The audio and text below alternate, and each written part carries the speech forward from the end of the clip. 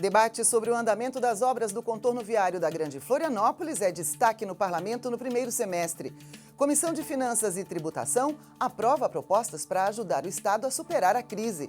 Tramitam aqui no parlamento 2 projetos de lei que restringem o uso de agrotóxicos em Santa Catarina. Hoje é quinta-feira, 25 de julho, e o TVAL Notícias começa agora.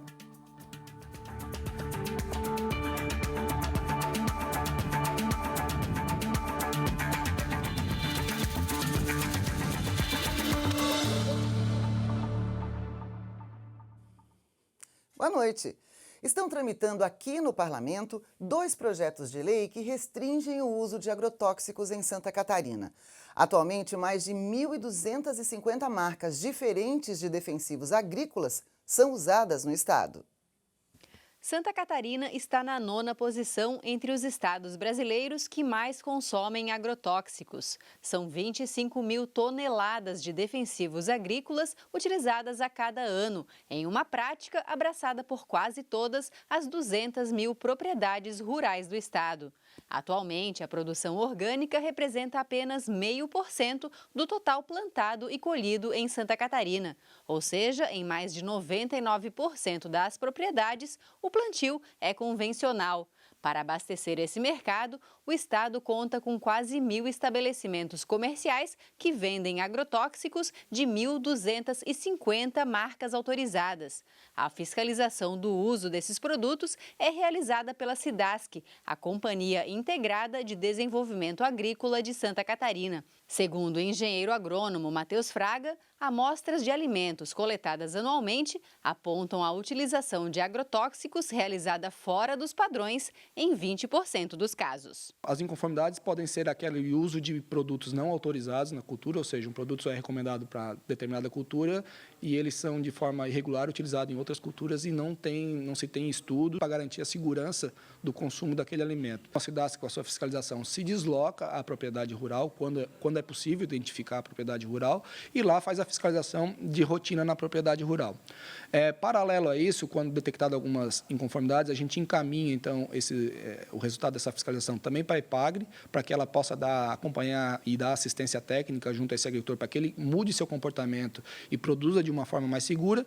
E o Ministério Público, dentro do Código de Defesa do Consumidor, toma medidas protetivas ao consumidor e normalmente firma termos de ajuste de conduta, obrigando o agricultor a frequentar cursos, se atualizar, monitorar os seus equipamentos, entre outras coisas, para reduzir o índice de inconformidade e produzir um alimento mais seguro, né? Dependente dos agrotóxicos, o atual sistema agrícola brasileiro gera preocupações entre quem trabalha com saúde. O pneumologista Pablo Moritz é diretor clínico do Centro de Informações e Assistência Toxicológica de Santa Catarina. Há 35 anos, a entidade realiza estudos sobre intoxicações agudas por uso de agrotóxicos. Os estudos mais recentes, eles mostram que a toxicidade, ou seja, as consequências para a nossa saúde, não dependem tanto da dose, ou seja, mesmo nas doses consideradas toleráveis, nos limites toleráveis, nas doses consideradas seguras, dependendo da época da exposição, essas substâncias provocam várias doenças. As principais consequências para a saúde são assim, a neurotoxicidade, ou seja, as várias doenças neurológicas, tanto da infância quanto do adulto, autismo, problemas de atenção na infância, a doença de Parkinson, depressão e vários tipos de demência na vida, no envelhecimento. O câncer é muito importante, tanto via direta, pela toxicidade direta, quanto via desregulação hormonal. Então, muitos agrotóxicos têm um grande poder de desregular hormônios do nosso corpo e isso causa desde infertilidade, de alterações do comportamento sexual, até câncer de mama, câncer de próstata, obesidade, depressão pela via hormonal. Então, são várias as consequências e a maioria vem no médio e longo prazo e a gente não palpa imediatamente os efeitos. Atualmente estão tramitando no parlamento 2 projetos de lei que fazem referência ao uso de agrotóxicos no estado de Santa Catarina. Um deles, de autoria do deputado Padre Pedro Baldiceira, quer proibir a fabricação, o uso e a comercialização de agrotóxicos que contenham na fórmula o ingrediente ativo 2,4 diclorofenoxiacético. Conhecido como 2,4-D, ele é um herbicida muito usado na agricultura. Na justificativa, o parlamentar lembra que esse ácido foi usado como arma química na Segunda Guerra Mundial.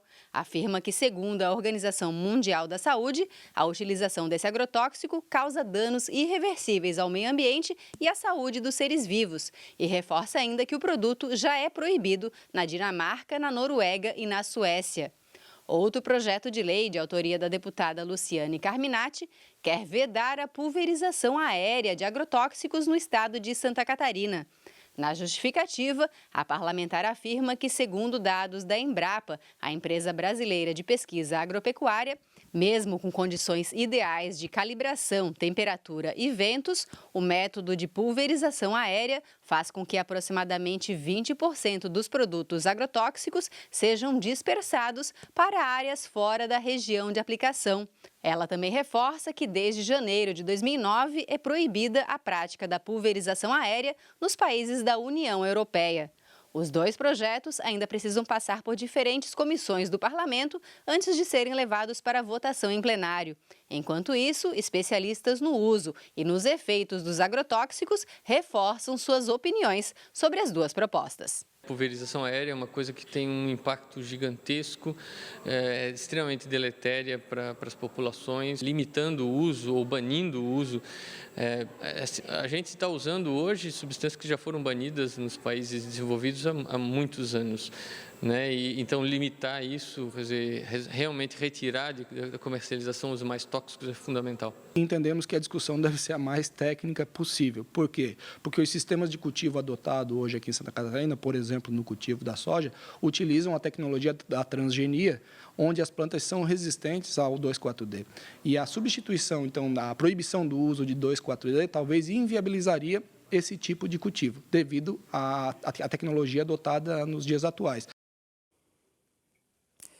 Sancionada a lei complementar que altera a contagem do tempo de serviço dos integrantes da Polícia Militar e do Corpo de Bombeiros Militar do Estado. Até agora, em Santa Catarina, existia um conflito de leis. A Procuradoria-Geral do Estado interpretava que as promoções de cabos, soldados e sargentos de 2ª e 1ª classes e de subtenentes só poderiam ocorrer após a realização de cursos de formação.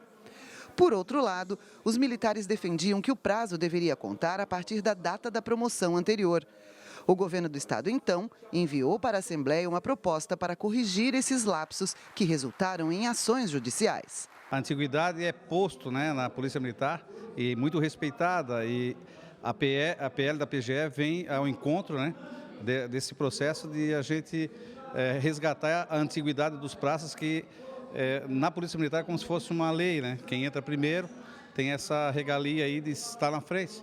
E para o policial militar, quando um mais moderno passa na frente dele, é muito complicado porque quebra dos degraus da hierarquia, né, e da disciplina. Após a análise e aprovação do PLC na Assembleia Legislativa, a matéria foi sancionada pelo governo do estado. Ele é importante, ele corrige uma distorção que tinha na carreira, prejudicando os policiais antigos, os chamados cabo juruna, que tinham direito aos 10 anos de serviço e aos 20 anos de serviço. E em razão dessas promoções, eles ficavam prejudicados no sistema promocional da categoria.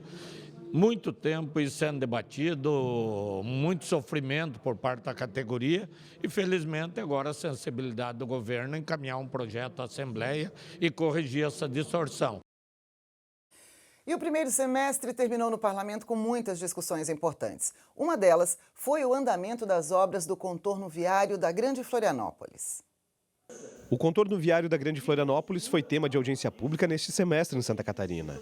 Realizada pela Comissão de Transportes e Desenvolvimento Urbano da Assembleia Legislativa, a intenção é compreender melhor o motivo de tanto atraso na conclusão da obra. Na audiência pública realizada pelo Parlamento Catarinense em abril, ficou definido o prazo de conclusão para dezembro de 2021, podendo ser prorrogado para 2022. Com investimentos previstos no início de 400 milhões de reais, já consumiu mais de 900 milhões. E este valor pode subir ainda mais, passar de 1 bilhão de reais. Após concluída, a obra deve absorver cerca de 20 mil veículos, que hoje penam no trecho convencional da BR-101, entre Biguaçu e Palhoça. Vai desafogar o trânsito, mas até a obra ficar pronta, deputados estaduais têm conversado com representantes do Estado em Brasília. A ideia é acelerar o trâmite. Participamos de várias audiências em Brasília, então demonstra que há a necessidade de uma mudança de postura do governo federal, Ministério da Infraestrutura e também da NTT. E você vai ver no próximo bloco. Comissão de Finanças e Tributação aprova propostas para ajudar o Estado a superar a crise. Nós já voltamos.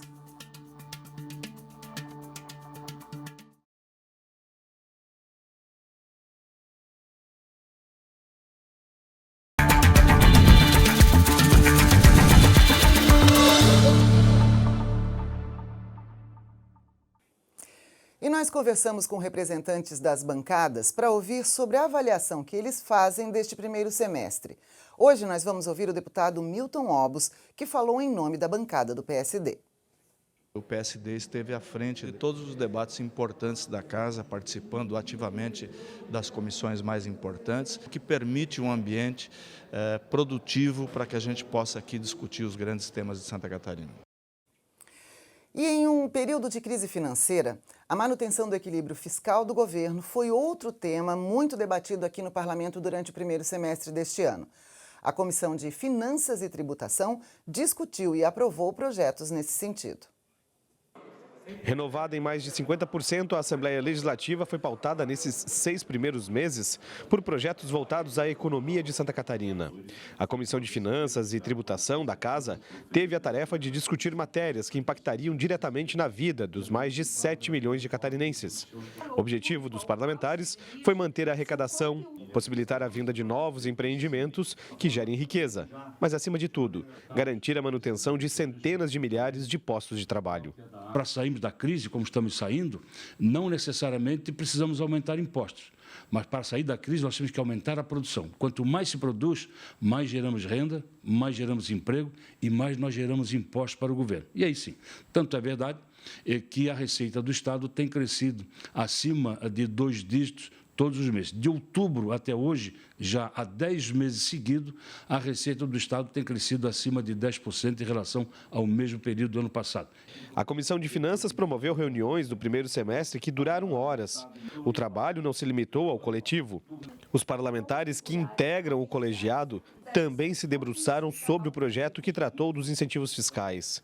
Denso, o material reorganiza a forma de distribuição de benefícios a empresas já instaladas ou que queiram investir no Estado.